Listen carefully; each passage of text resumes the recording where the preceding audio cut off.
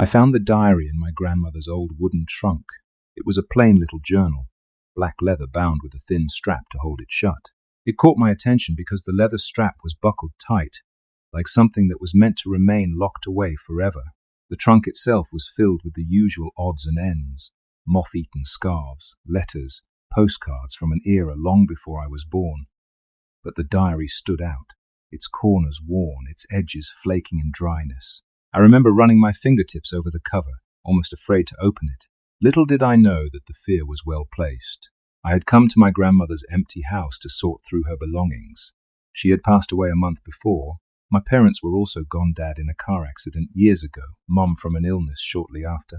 And so it fell to me, the only living descendant, to decide what to keep, what to donate, and what to throw away. The house had been in our family for generations. It had once belonged to my great-grandmother, and even her grandmother before her, if the old records were to be believed. The place was jammed with everything from antique sewing machines to disintegrating rocking chairs. Opening that trunk was just one task on a very long list, but the diary demanded my attention as soon as I saw it. The words on the first page in a spidery script read, "Property of Beatrice Weatherton, 1912. Beatrice Weatherton was my great-grandmother's maiden name. Immediately, I was intrigued. I shifted boxes aside, found a makeshift place to sit on an old ottoman, and began reading in the dusty glow of a single-floor lamp. The entries were as delicate as the paper itself, each penned in swirling, sometimes frantic lines. They began with ordinary observations, the weather, town gossip, the occasional mention of distant relatives. But soon the tone changed. The once neat cursive turned jagged and uneven as if the writer's hand shook. My great-grandmother's words mentioned shadows in the night. She spoke of hearing quiet tapping on the walls, on the windows. Always late at night, always small as if made by small hands. She tried to ignore it, brush it off as a bird or rodent, but the knocking persisted. As I read, I felt a strange chill in the room. Even though it was midday, the light through the dusty windows seemed to dim. My eyes flicked to the windows of my grandmother's house, just trees out there, branches swaying in the breeze.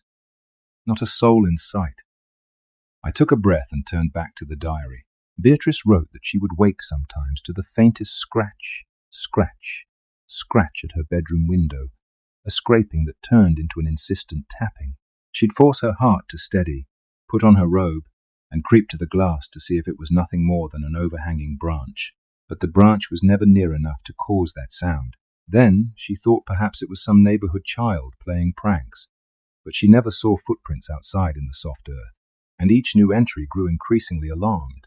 Then she wrote about finally catching a glimpse of something. She had gone outside, lantern in hand, to investigate the perimeter of the house after yet another nighttime disturbance. Out by a gnarled oak tree, she noticed a small shape darting through the underbrush. The shape, she claimed, seemed to be the size of a child. When she called out, asking if someone needed help, the shape froze. It turned to face her, but its eyes, they were dark, black pits like two empty holes. Its features were not quite childlike. The limbs looked spindly, the face thin and drawn, the mouth a small, lipless line.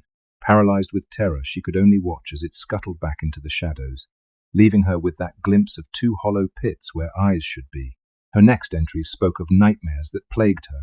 She dreamt of the childlike figure peering through windows, knocking on doors, whispering to be let inside. She recounted the local folklore, stories passed around by the older folks in town. A creature, or spirit, that roamed the forests and fields on certain nights, hungering for companionship or something more sinister. Some called it the Hollow Boy. Then I came upon the diary's final entry, scrawled hastily, "It keeps knocking on the windows. It wants to be let in. I don't think I can fight the urge much longer. Last night I almost opened the door. It sounded so cold, so alone. But its eyes are nothing. If I do this, if I let it in, I fear I'll never be the same." And that was it. The pages ended there. No farewell, no postscript. Even the date on the final entry looked shaky. My heart hammered in my chest as I read those words. Something about the terror in her handwriting, in her descriptions, felt too real. I was certain this wasn't some creative fiction penned by a bored old woman. She believed every word. The house felt colder, the air heavier. Before I could dwell too long on that feeling, I heard a soft thump from behind. I jumped, startled, only to realize it was the trunk's lid falling shut from the angle at which I'd opened it. I laughed at my own jumpiness and closed the diary. Then I set it gently in my lap. This is ridiculous, I told myself. There's no such thing as the hollow boy. Yet my stomach churned. Something about the tale, about the small knocks on windows, made my skin crawl. I decided I would spend the night in the house. I had so much work to do. The house was in the countryside, with neighbours spaced far apart, fields and woods in between. It didn't bother me. I liked the solitude, at least until reading that journal. But if I was going to preserve anything of sentimental value, like the diary, I needed time to go through everything. I tried to shake off my unease and went to rummage the attic. In the dusty corners I found more journals, though not from my great-grandmother, more like old composition books from my grandmother, sewing patterns, war ration booklets, genealogical charts. The day passed in a blur of sorting and deciding what to keep. By the time the sun was setting, I realized I hadn't eaten anything but a protein bar for lunch. I took a break. The old kitchen was just as I remembered from childhood visits. Worn linoleum floors, an ancient refrigerator that rattled when it kicked on, and a single large window above the sink. Outside that window was a small patch of yard, and beyond that a stand of trees. The wind rustled the leaves, and the silhouettes of the branches grew darker in the twilight. I cooked a can of soup on the old gas stove and ate standing up, lost in my thoughts. Once I finished, I stared out the window. The darkness had deepened considerably. The wind had died down, so the night seemed eerily still. The yard disappeared into blackness near the tree line. I tried not to let my imagination run wild, but I couldn't help thinking of that final diary entry. It keeps knocking on the windows. It wants to be let in. What if something did knock on that window? I forced a small laugh and shook my head. Nonsense, I muttered. Sure, I was on edge because the story was chilling, but I was a grown woman, not a little kid frightened by a boogeyman under the bed. When I put the bowl in the sink, I noticed my reflection in the glass, my pale face and wide eyes. It gave me a start. I looked away. I cleaned up and decided I'd sleep in the guest room upstairs. I flicked off the kitchen lights, grabbed my duffel bag from the living room, and headed for the stairs.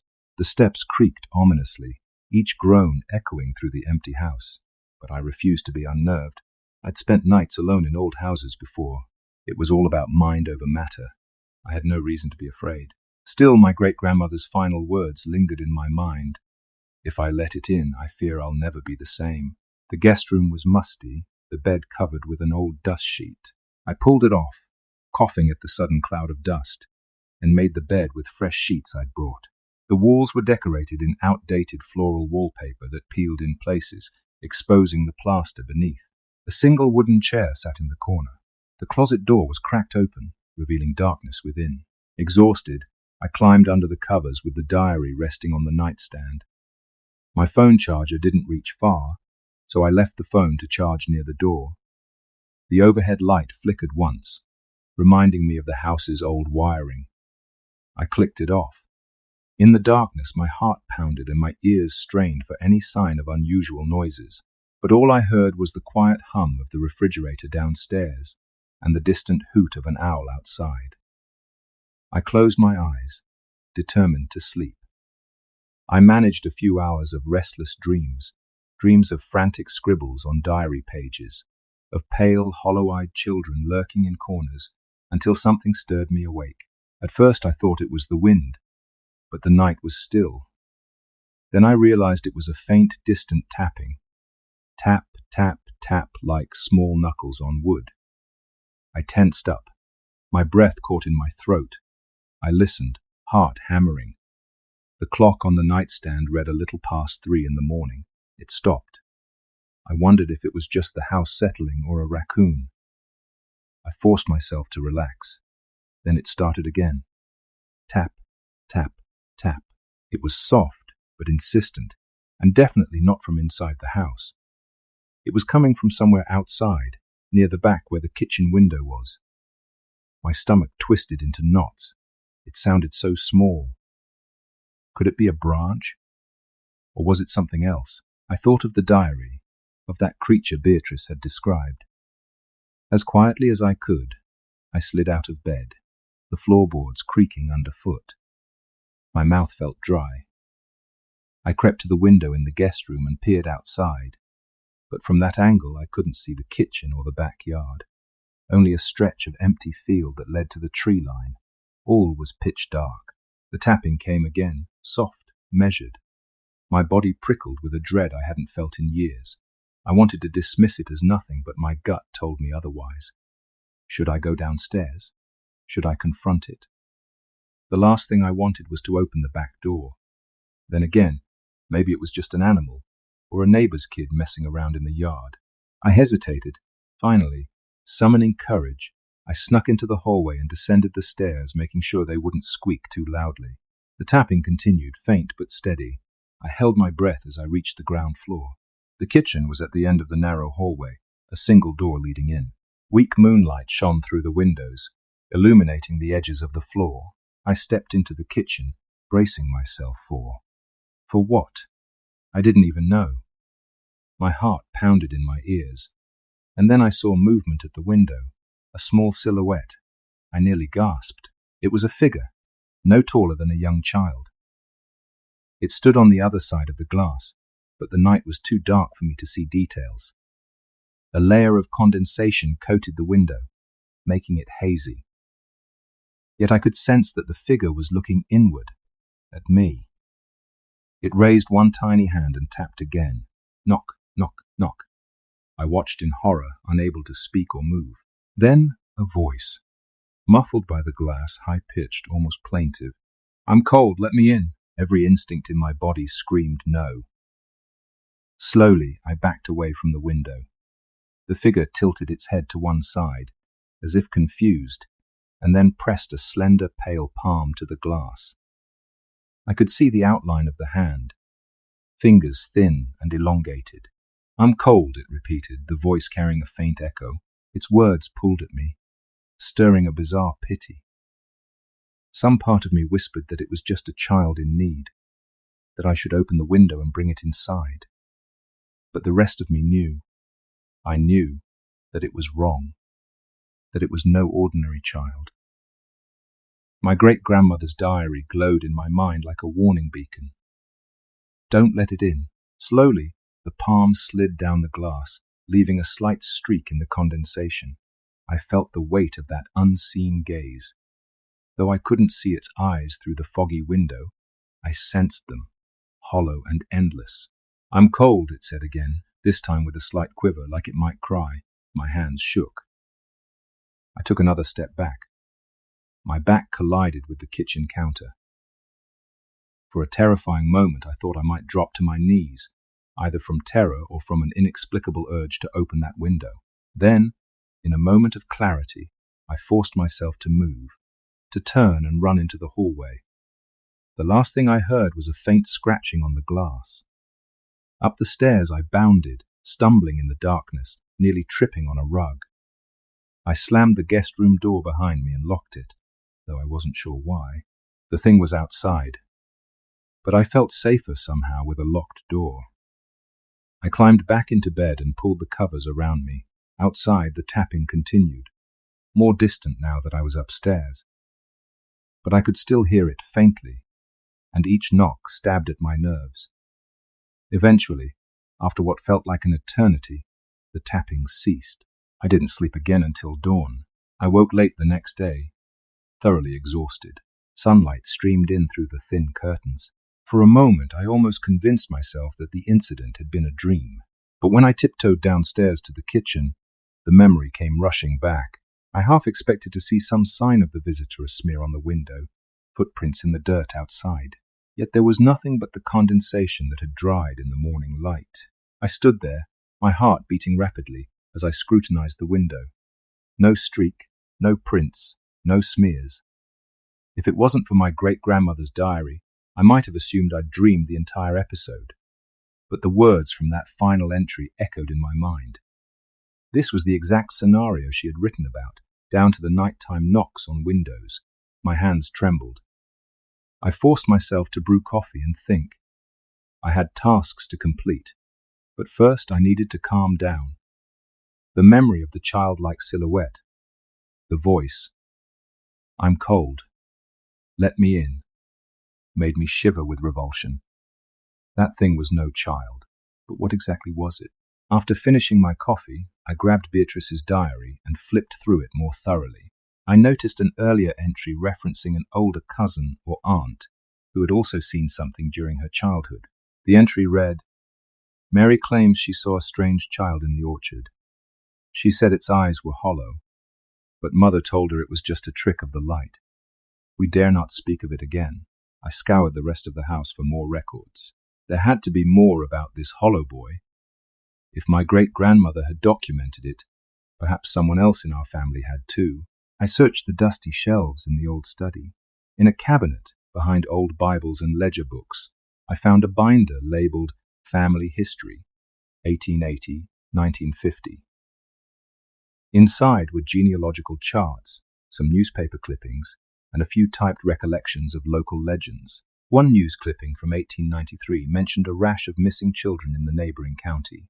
No culprit was ever found, but townsfolk spoke in hushed tones of a pale child seen wandering near the edges of farmland. Another clipping from 1915 told of a household that burned down under strange circumstances. Witnesses claimed they heard frantic knocks at the windows just before the fire spread. No official cause was identified. Then, pinned to a page near the back of the binder, I discovered a small photograph, black and white, blurry, with a group of children standing outside a farmhouse. At first glance it looked ordinary, except one of the children stood slightly apart, the face indistinct. My heart hammered. It could have been any child with unfortunate lighting, but there was a blur where the eyes should be, giving it a sinister, eyeless appearance. Someone had scribbled in pencil beneath it, "Avoid the hollow boy." This was enough to convince me that the creature was more than just a rumor. It was an old, dreadful presence in our region. Perhaps it followed certain families or lingered around older homesteads, waiting for someone gullible enough to show pity and open the door. I decided then that I wouldn't remain in the house another night without taking precautions. I had no desire to fight a supernatural entity, but I also needed to finish settling the estate. I resolved to protect myself, or at least try. Surely there must be something I could do, some bit of folklore or old superstition that worked to repel it.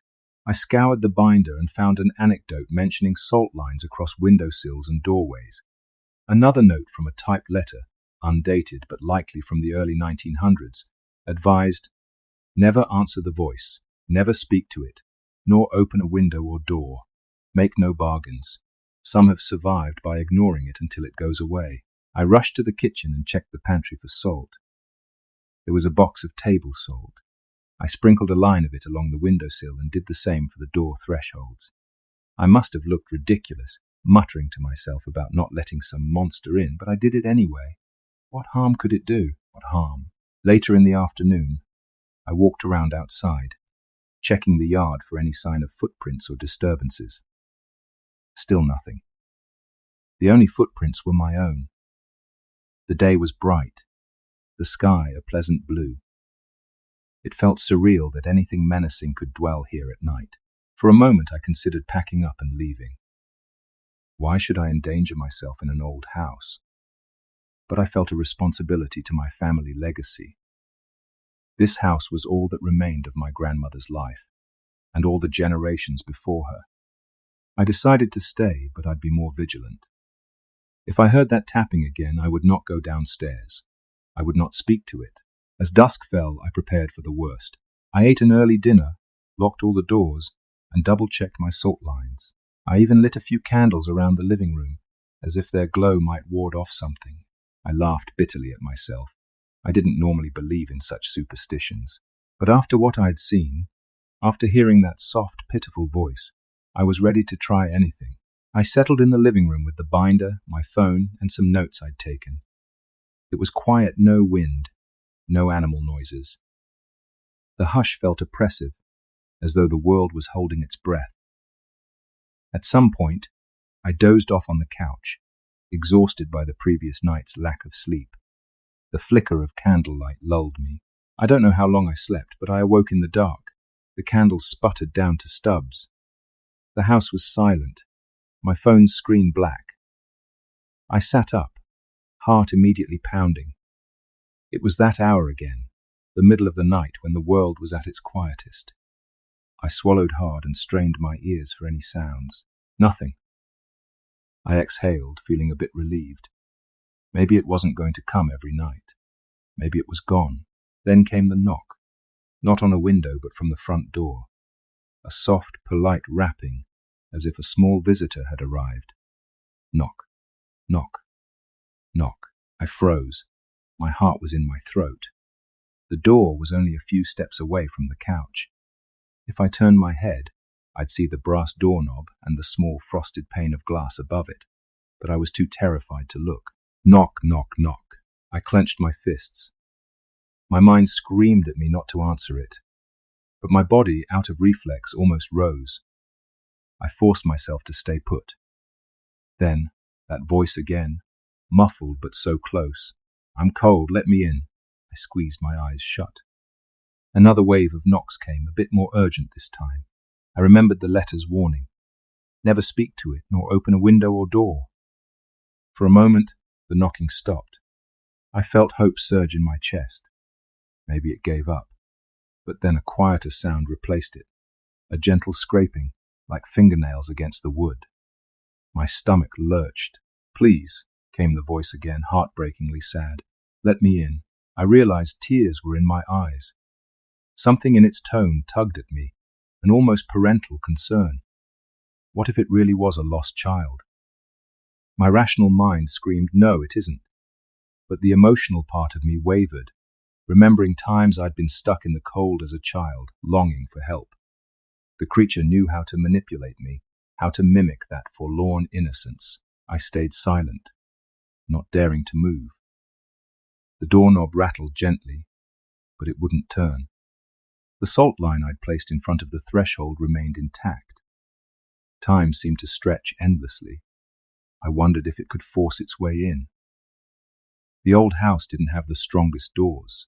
Finally, after what felt like hours, the scraping eased. The presence shifted. I heard light footfalls on the porch steps. And then silence. I stifled a sob of relief, half believing it was a trick, half believing it might circle around to the back window next.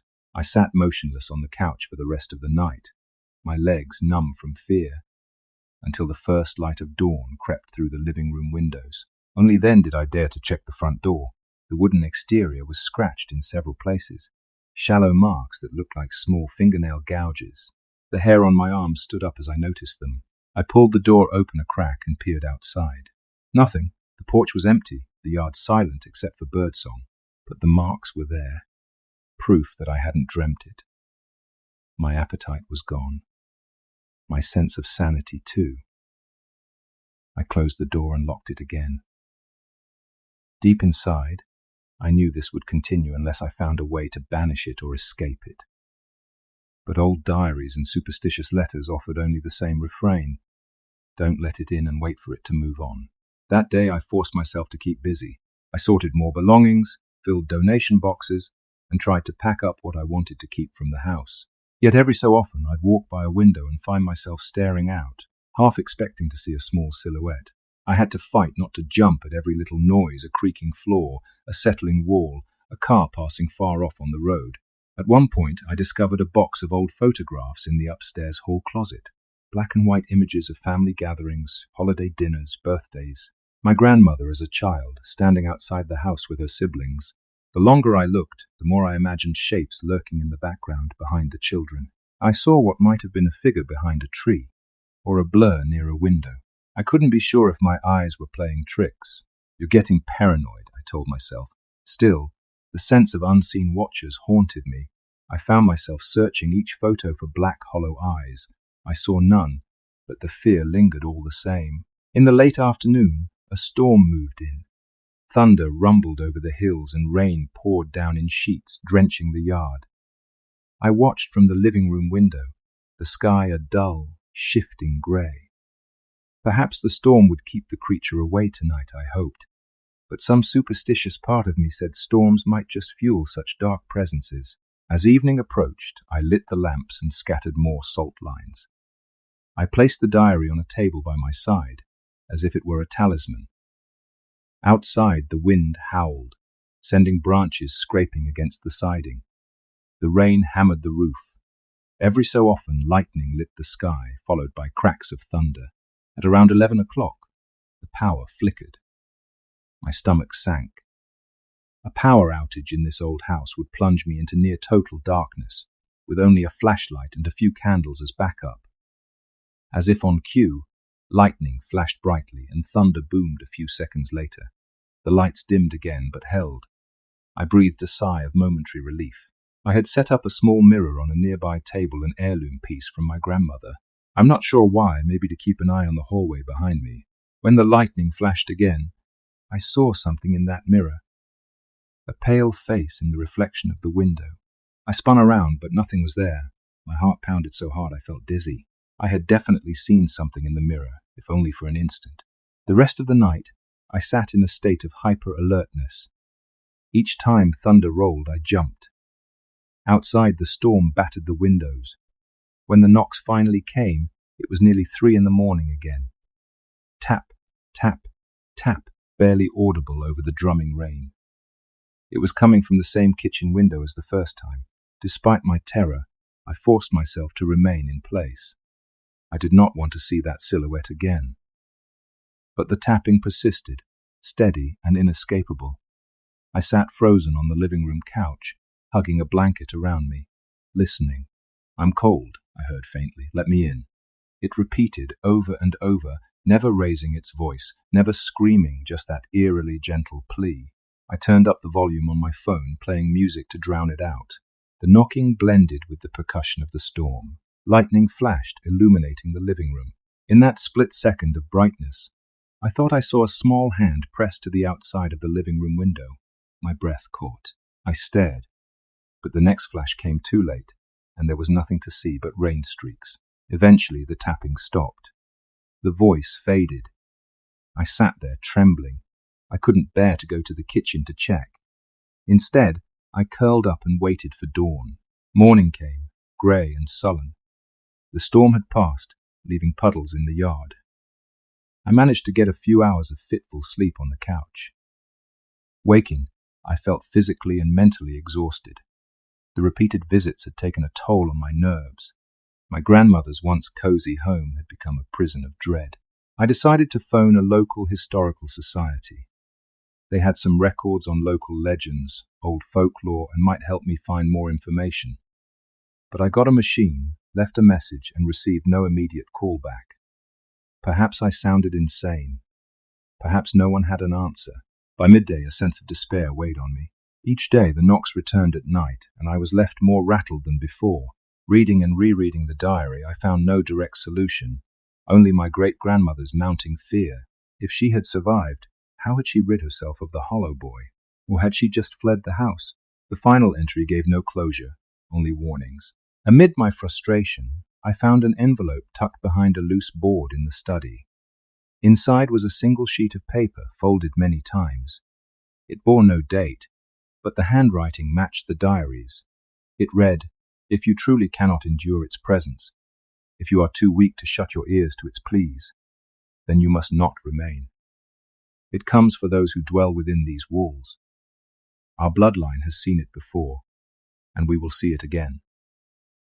Some say to banish it, one must trick it into crossing running water. Others say only prayer can chase it away. I know not.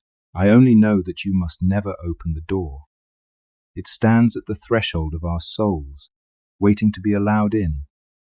Should you give in to pity, should you allow that thing into your home, it will bind itself to you. It will devour you from within, until your eyes mirror its emptiness." My entire body went cold. Until your eyes mirror its emptiness. I couldn't shake the mental image of black, hollow pits replacing my own eyes, my very soul consumed by that creature. Was that what had happened to others in the family line who had gone missing or died under strange circumstances? I had no idea if these ancient beliefs about running water or prayer had any truth, but I decided I would not wait to find out. I had obligations, yes, but my safety and my sanity had to come first. The house was already partially sorted. I could hire professionals to handle the rest. If I stayed another night, I might give in.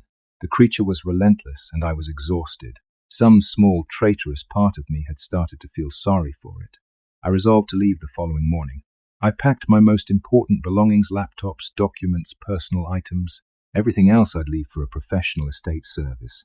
That evening I took a long look through each room, saying a silent goodbye to the house of my childhood memories. Even though fear had tainted my final days here, I couldn't help the pang of sorrow at leaving the old place behind. As the sun set, I gathered my things by the front door, prepared to depart at first light. I decided to spend my last night in the living room, with as many lights on as possible. I tried to read, to watch something on my phone, anything to distract myself. Outside, the night was cold but clear, the moon a thin crescent. The hush descended again. Shortly after midnight, the knocking started. I stiffened. It came from the back window again, the same consistent tap, tap, tap. My breath caught, but I forced myself to ignore it. I turned up the volume on my phone, tried to focus on a streaming video. The knocks grew louder, or perhaps more frantic. Then they stopped, moved along the side of the house. Tap, tap, tap. Another window. Then the living room window. My pulse pounded. The curtains were drawn, but I could see the shape of the figure through the thin fabric. A small silhouette, backlit by moonlight. My phone shook in my trembling hands. The silhouette pressed close, its presence disquieting. Slowly, it raised a hand and scratched at the glass. I tried to block it out, but the next whisper came, so close and clear it felt like it was in the same room. "I'm cold, let me in." I shut my eyes. It repeated its plea, voice cracking with a childlike shiver. I bit my lip, refusing to speak. Then it said something different. "I'm so lonely." My heart twisted. Guilt flared, followed by panic. It was so hard to ignore such a voice, especially when it sounded so helpless. But that was exactly how it lured you, with innocence, with sorrow. It took every ounce of willpower not to stand up and open the window to comfort whatever was out there. The silhouette lingered for a long time, occasionally knocking or scratching. Finally, it drifted away. I didn't dare look out. I didn't dare move. Silence returned. I remained on the couch, tears in my eyes, struggling to maintain my resolve. Just a few more hours until dawn, I told myself. You can do this. When the first pale light of dawn brightened the horizon, I got up, stiff and sore from a night of fear. I grabbed my belongings, my suitcase, my grandmother's diary, and the family binder. The rest would remain. I needed to be gone before night fell again. Before leaving, I stood in the foyer and gazed around, a swirl of emotions in my chest. Sorrow, regret, fear. Would I ever return? Could I ever face this house again without remembering that creature knocking on the windows, whispering in that plaintive voice? I opened the door and stepped onto the porch. The cool morning air hit my face. I carefully locked the front door with a heavy click. As I turned to descend the porch steps, I saw small footprints in the dirt near the window child-sized, leading away from the house and disappearing into the grass. My stomach lurched. It was real. It was real. I hurried to my car, threw my bags in the back seat, and climbed behind the wheel. My hands trembled on the steering wheel, and my eyes flicked to the rearview mirror. For an irrational moment, I expected to see a small, hollow-eyed face staring back from the back seat, but there was nothing. The car roared to life. I sped away, the old tires kicking up gravel on the long driveway. As I left the property, I glanced at the house in the mirror. The windows stared back like vacant eyes. I prayed that creature wouldn't follow me, that it was bound to the place, or at least to that land. The diary's last page haunted me. It wants to be let in. I had never given in, so maybe it would remain trapped outside, waiting for a victim that never came. I rented a small apartment in the city, far from the rural area where the house stood. For weeks, I jumped at every small sound in the night, every creak in the hallway. Sometimes I dreamt of knocks on my bedroom window, or a high-pitched voice whispering my name. But each morning, I woke to an undisturbed world. No footprints, no scratches on my door. Bit by bit, I convinced myself that I was safe. Months passed. I immersed myself in work, trying to put the entire ordeal out of my mind. But I never forgot those black, hollow pits for eyes, or how close I'd come to unlocking the door out of pity. I still had my great-grandmother's diary. It sat in a drawer, a secret testament to the horrors that roamed the night in lonely places. Sometimes, late at night, I read its pages again, searching for any new clue I might have missed. But I always ended up closing the diary with the same chill in my spine. There was no easy solution, no exorcism or ritual that guaranteed safety. Only a warning. Don't let it in. I considered the possibility that it could find another old house, another unwary occupant. The thought made me shudder. Perhaps it has roamed for decades, centuries even, waiting patiently in the darkness. Maybe it is part of some ancient evil, or a restless spirit longing for what it can never have, an invitation inside. I tried to push those worries aside. I was free of it, I told myself. The house would likely be sold or demolished in time, and the creature might be forced to move on. Or maybe it would vanish if no one was there to feed its power. But deep down I wondered, if my great-grandmother's diary had survived, how many others wrote of the same horrors? Last week, a letter arrived at my apartment. It was from a realtor handling the estate.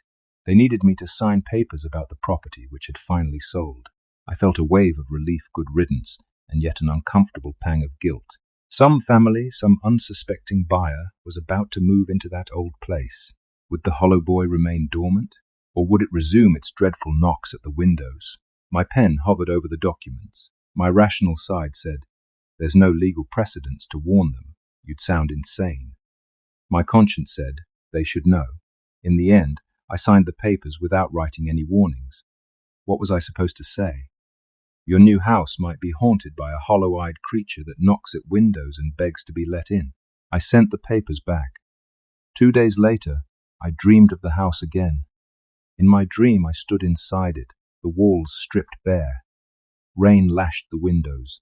I saw the silhouette of a small child outside, pressing its hands to the glass, whispering in a voice that shook with sorrow, "I'm cold. Let me in. Let." I turned away. My reflection stared back at me in a large mirror. My eyes were black holes, hollow and endless. I woke up screaming. Now, each night, I make sure my windows are locked, my curtains drawn. I sleep with a lamp on, no matter how silly that makes me feel. Sometimes, when I wake in the small hours, I swear I hear the faintest tap, tap, tap on the glass. I hold my breath, waiting to see if the sound returns. Usually it doesn't. Usually it's just my nerves. But sometimes I can't help but think of the new owners of that old house. I imagine them unsuspecting, going about their lives. And maybe one cold night they'll hear a knock at the window or a scratching at the door. They might see a pale figure standing outside, the size of a child.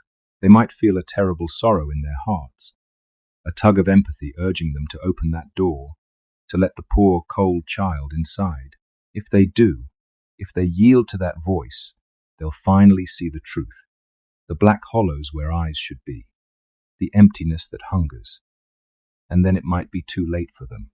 I keep telling myself I'm free of the hollow boy, that I broke the cycle by fleeing before it was too late. But a whisper of doubt remains. Sometimes on windy nights, I still hear the faint echo of a child's voice carried on the breeze.